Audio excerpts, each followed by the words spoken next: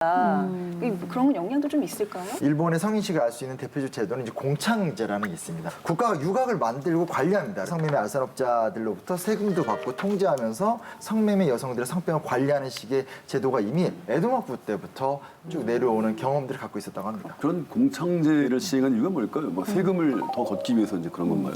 기본적으로는 이 남성들의 성욕은 억제할 수 없다. 라고 하는 생각이 있기 때문에 그 성욕 때문에 언제든지 일반 여성들이 강간당할 수 있다라고 하는 그런 발상이 있고요. 일반 여성들을 보호하기 위해서는 특별한 여성들이 필요하다고 하는 그런 생각이 밑에 깔려 있는 거죠. 성폭력은 범죄다라고 교육시키는 게 아니라 성폭력을 대신하는 합법적인 뭐 다른 거를 뭐 대안을 막 제시하거든요, 그렇죠, 국가가. 그렇죠. 그만큼 사회적으로 이게 성매매와 성폭력이 만연해 있었다는 반증이 아닌가 싶어요. 네, 그 식민지라고 하는 게 결국에는 일본의 행정력이 이렇게 관철되는 곳이잖아요. 이런 그 사회 문화적 관행들 속에서 공창이 번성하는 그런 속에서 군인에 의해서 이 업자들을 동원하고 이 업자들을 활용해가지고 위안소를 이제 만들어갈 수 있는 어떤 체계화가 가능했던 것이죠.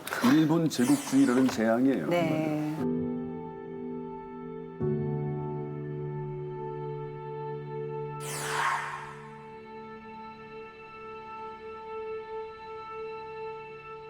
여섯 살 조건 넘은 것을 끌고 가서 강제로 그 울고서 안 당하려고 막 쫓아나오면 붙잡고 안 놔줘요. 붙잡고 안 놔줘요. 이놈의 새끼가, 일본 놈의 새끼가, 군인 놈의 새끼가.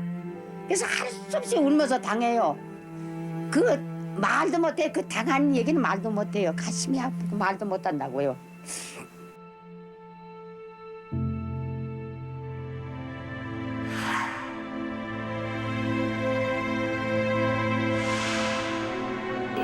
위안부 할머니들 청춘을 일본 놈이 돌려줘야 됩니다. 청춘을 안 돌려주면 우리는 가만히 안 있겠습니다.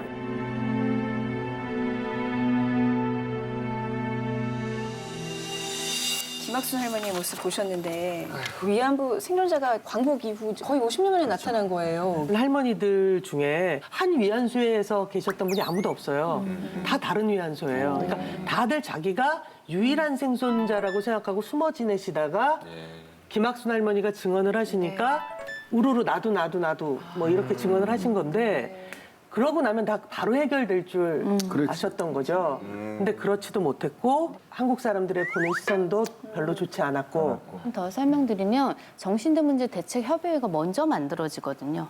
그때까지 피해자들이 나오질 않았어요. 그런데 이 1980년대에 우리가 88 올림픽, 86년 아시안 게임을 하면서 기생 관광이라고 하는 게 있었어요. 그래서 이 일본인 관광객들을 유치하기 위해서 한국에서 정부가 굉장히 많은 그런 특혜를 주면서 기생 관광을 키우고 있었던 그런 시절이었습니다. 그래서 여성운동을 하시던 분들이 왜 우리가 식민지 경험을 하고 그 유린당한 것도 굉장히 억울해 죽겠는데 이 기생관광까지 당해야 되냐 뭐 이런 거에 대한 분노 이런 것 때문에 문제를 제기하시다가 일제 때 처녀공출관 그런 일들이 있었는데 그럼 도대체 이건 어떻게 된 거지? 이 문제를 파헤치기 시작하면서 결국에는 정신대 문제 대책 협의회를 결성을 하시게 된 거예요. 피해자들은 나오지 않고 있었던 상황이었다가 거기에 대해서 그 일본 정부의 입장은 우리는 그거 한 적 없고 그 사람들은 매춘부였고 뭐 이런 식으로 반응을 하니까 거기에 이제 화가 나신 거죠.